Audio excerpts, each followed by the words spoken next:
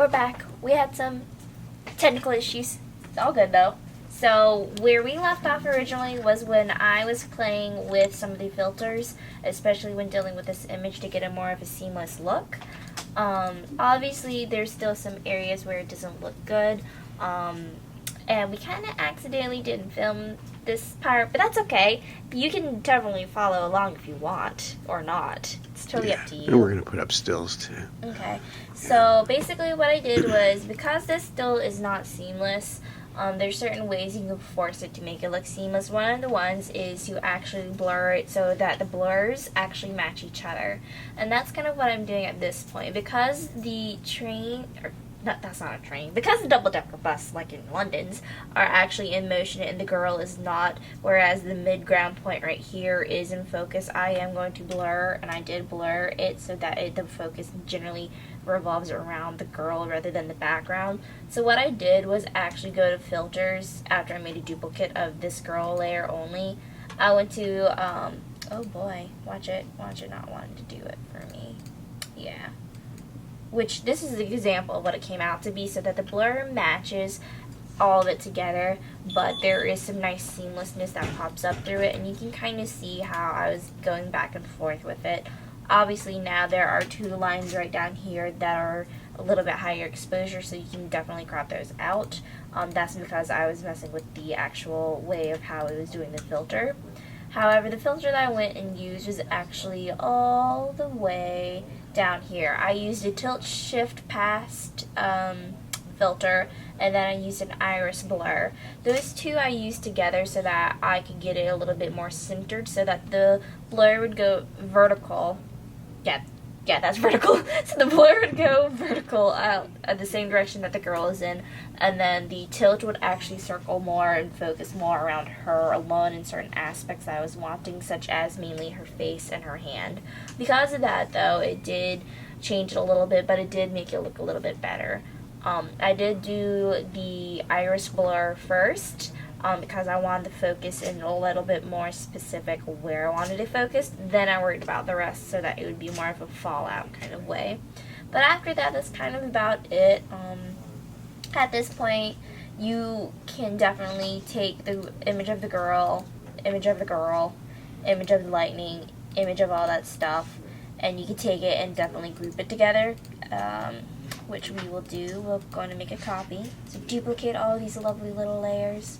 We're going to merge those layers together, and then it's going to take you a momentous because this computer is slow. And then, yeah, you have a complete image, or what I call a super edit. There was something I did want to see, which was kind of that, but that just doesn't look right. That just looks silly-dilly. But might as well keep playing, because why not? It's kind of close to where I'm at. It's like, why not keep playing with it? So...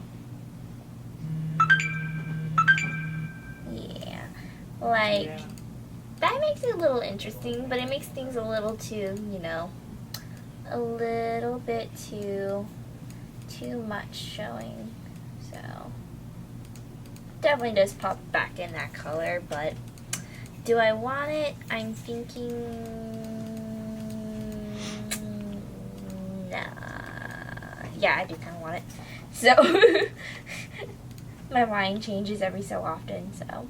But yeah, so at that point you're pretty much done. Just remember to continuously save as you work, because as I open all these little folders, I'll show you kind of how many things we have.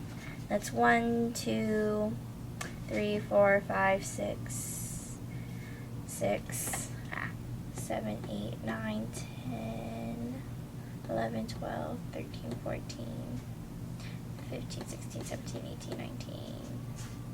20, 21, 22, 23, 24, 25, 26, 27, 28, 29, 30, 31, 32, 33, 34, 35, 36, 37. We have 37 layers. So it's important to start labeling your layers unless you just have a slightly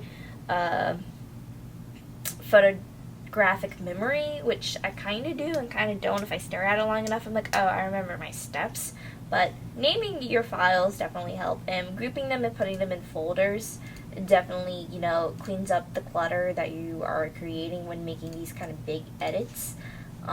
Definitely does take a lot of practice, definitely takes a lot of trial and error, such as when I was originally trying to do the tilt shift originally, it just didn't look right, but then once I started playing a little bit more with what was offered within the program of Photoshop, then I got a better idea of kind of what it needed to do and what it kind of needed to look like. It's also good, especially when doing these kind of edits, to get criticism as much as you can, you know. Free criticism is better than no criticism. So that's kind of what I took in this aspect of photo right here. Definitely comparing this to the original photo, which is down here, which you can definitely see if you want. So that's the original photo, and that is the now edit photo. You can see there is a big difference and there is a big jump, such as everything's in focus. I'm in a dark tunnel. There's a weird looking ground. It's mega dirty because I remember it. Compared to now where it's like, oh, everything's changed. Her cape is a purpley blue hue with some blues and purples in it, but it mirrors exactly what's happening with the rest. You get that action kind of punch blur. Obviously things have changed in the photo, but it still looks semi seamless, especially if you're looking at it from a distance. From a distance, definitely, this is a much more seamless thing. Perhaps when you start to, you know, focus inwards more, you're going to be like, oh, that's not really seamless. An area that I probably could spend more time on definitely would be more in the background area, just looking at it, reviewing it, and making sure things are good. But for the most part, this is a pretty good seamless image. This is definitely not for everybody. Not every photographer does this, obviously. I do this for cosplayers and for my own kind of side business. It's kind of what I offer. It's kind of why my prices are a little bit different when charging when doing these kind of things. Because this does take a good, pretty long while to do. People sometimes don't understand that, how much effort goes into the editing, post edits, and how much needs to go into it, especially when it comes to things like this.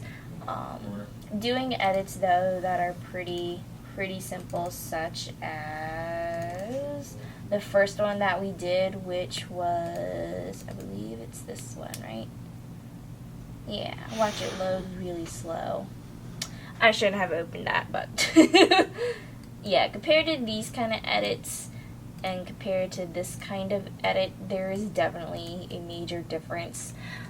This is just a photo that I took and then I went back and then did the post edit so that it would mirror correctly, such as darkening up the background, you know, bringing in more contrast here, eliminating some of the highlights and lowlights areas, and bringing back in that detail kind of stuff. That stuff is just kind of what I consider basics and pretty normal.